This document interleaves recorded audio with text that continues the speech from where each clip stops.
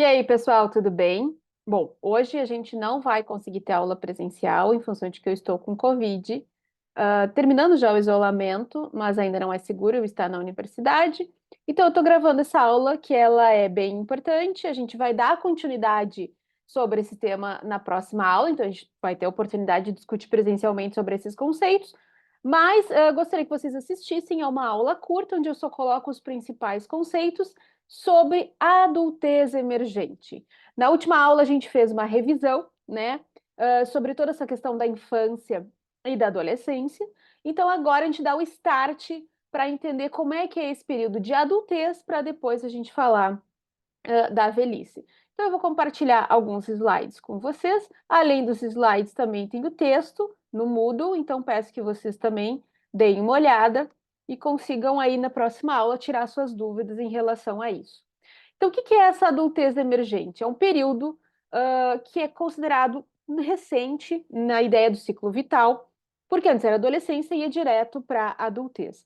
Mas como muitas questões sociais foram se modificando, né, muitas questões relacionadas a, a como esse jovem se comportava na sociedade foi se modificando ao longo do tempo, se entendeu que precisava se dar um nome para isso, e esse nome, então, foi adultez emergente. Não é juventude, não é adolescência tardia, não é início da idade adulta, poderiam até ser sinônimos, se nominou, então, essa adultez emergente. E o que é isso? Ela é posterior, então, como eu falei, à adolescência, mas ainda com características similares da adolescência. Então, a gente deixa de ser adolescente, mas ao mesmo tempo segue sendo um pouquinho, né?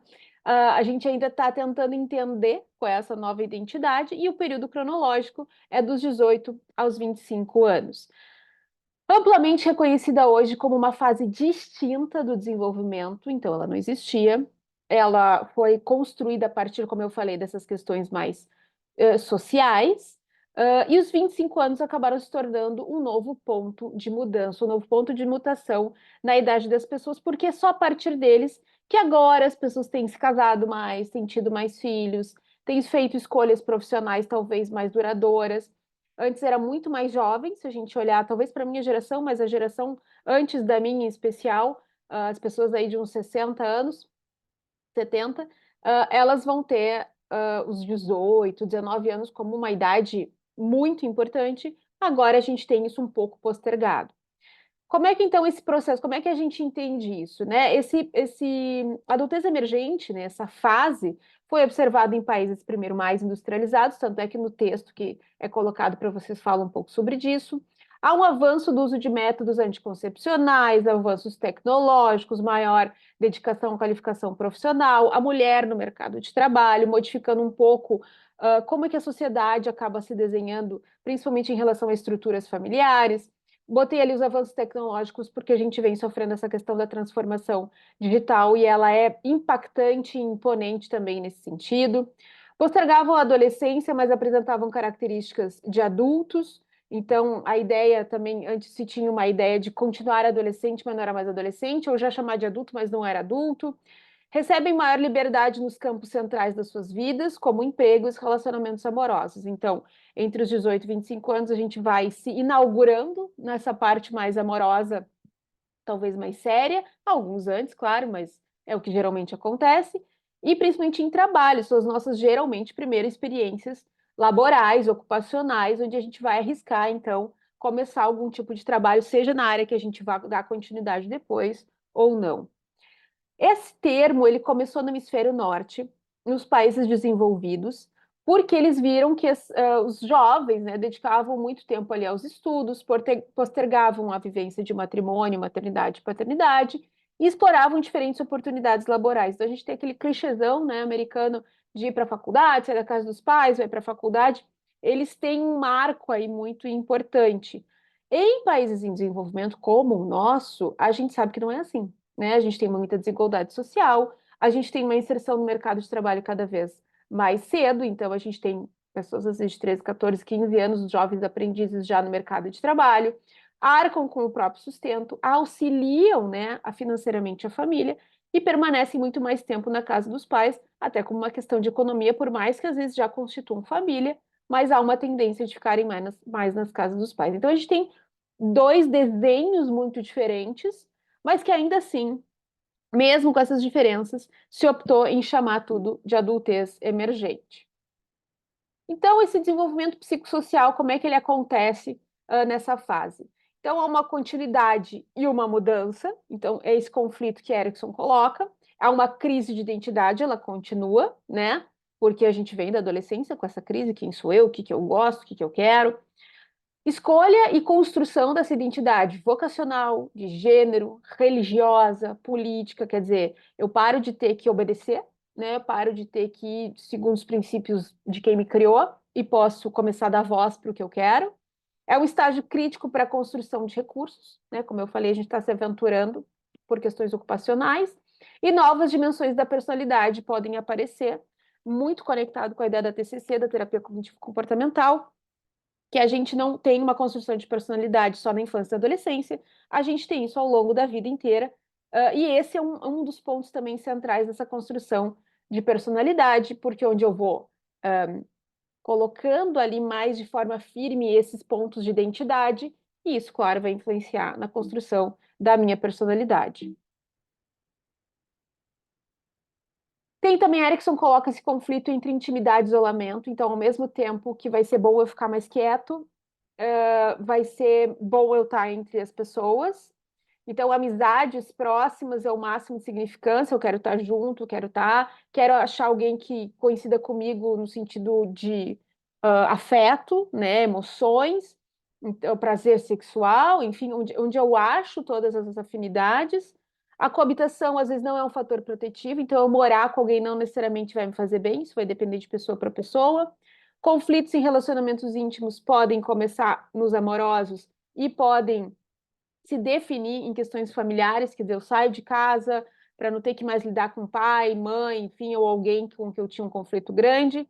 E a qualidade nos relacionamentos românticos refletem seus estímulos de apegos primários. É uma coisa que a gente pode retomar na próxima aula, presencialmente, mas aqui é um ponto importante, né, que dependendo de como as minhas necessidades iniciais foram atendidas pelos meus pais, por quem me criou, deixou já rastros na minha personalidade, rastros.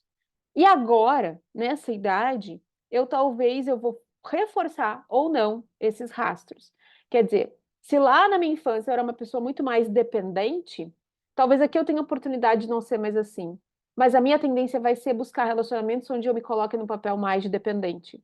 E aí vai depender como é que esse jovem, esse adulto emergente, vai lidar com essas questões antigas e com essas novas questões que estão acontecendo agora.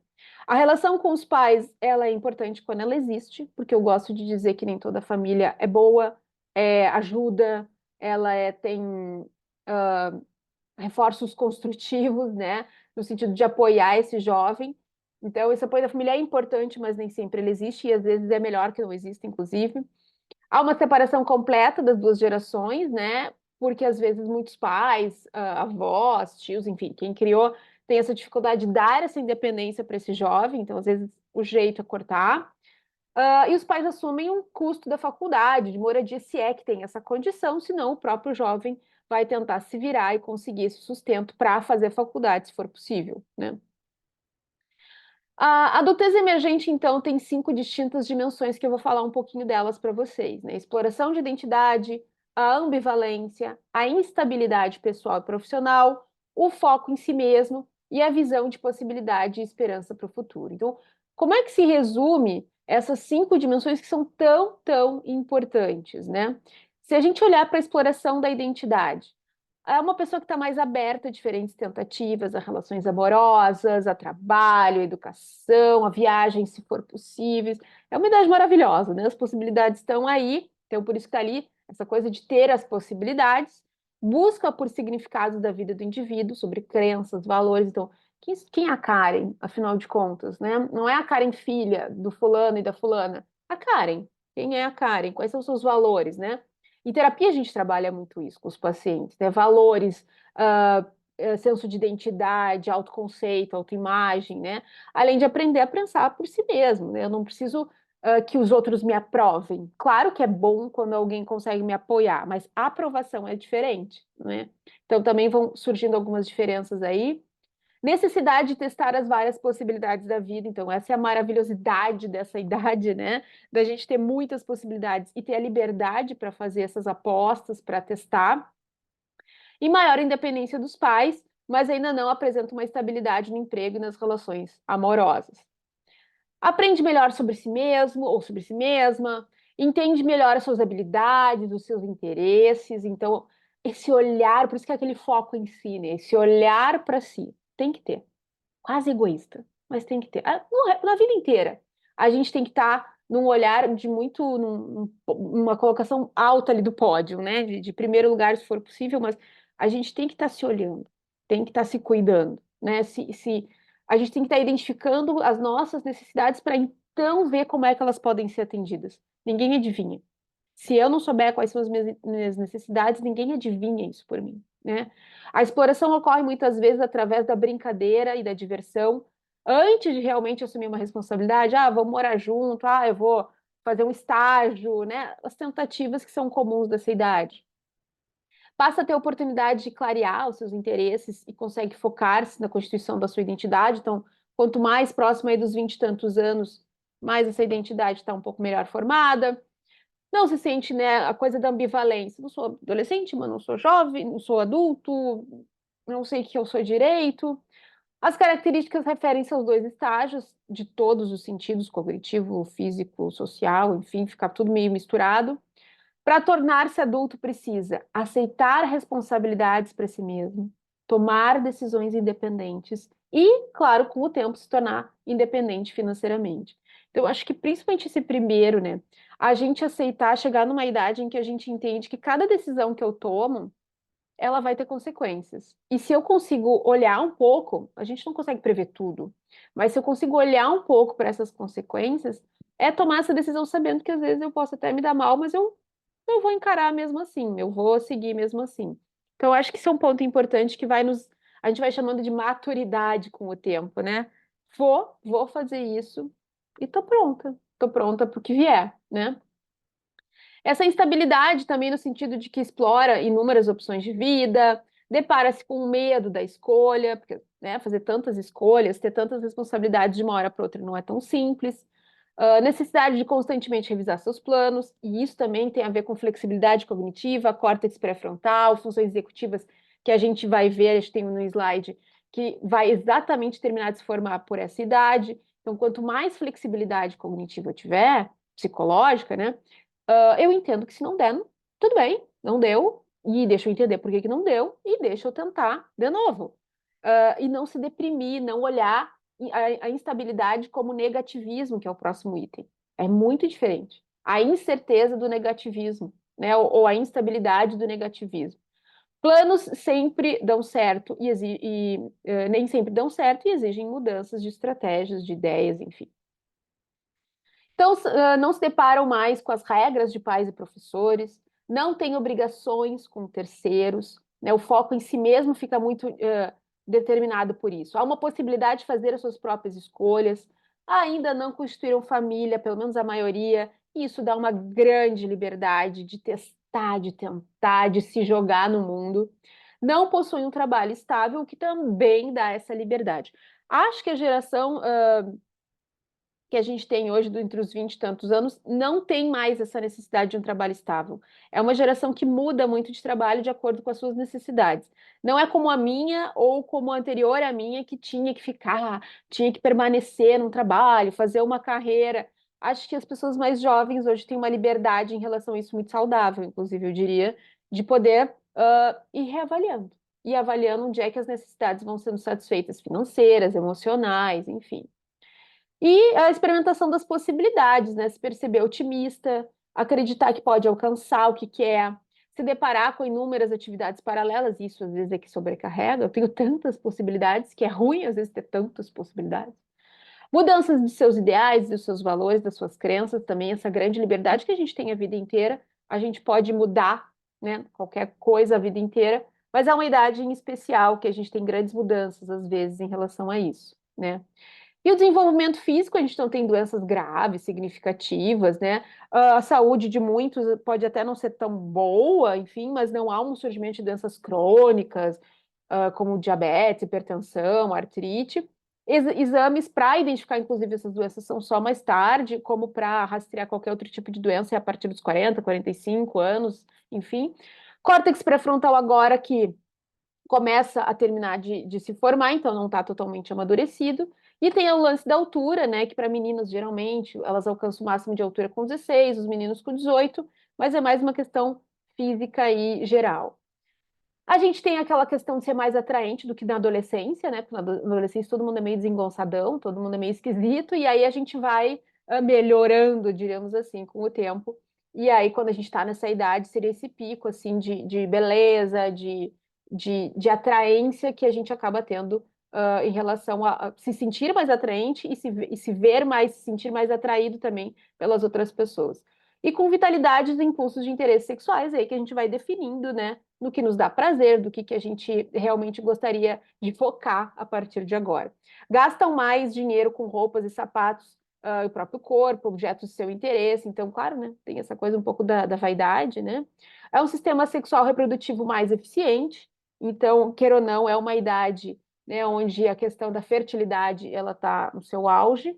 Maior aparecimento de DSTs, a gente tem muitas possibilidades, a gente quer experimentar muitas coisas, se joga às vezes um pouco em excesso, então tem que se cuidar, tem que se proteger, não só com métodos para não engravidar, mas também para não aí pegar nenhuma doença sexualmente transmissível. E é o processo de identidade de gênero, né, de que é se reconhecer e de poder se expor como se sente feliz, como se vê de verdade, né?